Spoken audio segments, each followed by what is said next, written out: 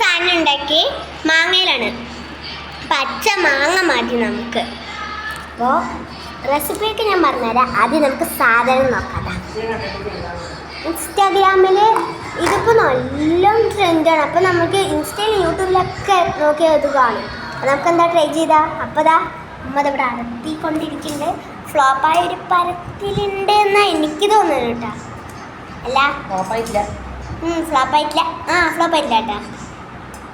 ഞാൻ ഒന്ന് വേഗം അതൊന്ന് കിട്ടിയാൽ മതി എന്നാണ്. ടേസ്റ്റ് ചെയ്യാൻ തോന്നിയിട്ടേ പഞ്ചാരയൊക്കെ ഇട്ടിട്ടാണ്. റെസിപ്പി ഞാൻ പറയാം.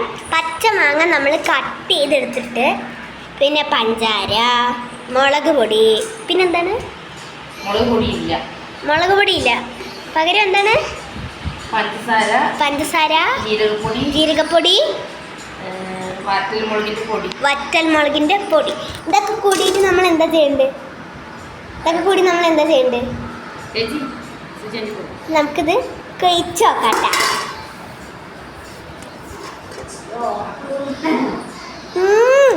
സൂപ്പറായിട്ടുണ്ട്. എരിവും പുളിയും ഉപ്പും മധുരം അല്ല, പക്ഷെ ഇത്തിരി ഹാർഡായിപ്പോ. സൂപ്പർ. എന്നിട്ട് എന്താ ഇടണ്ട്?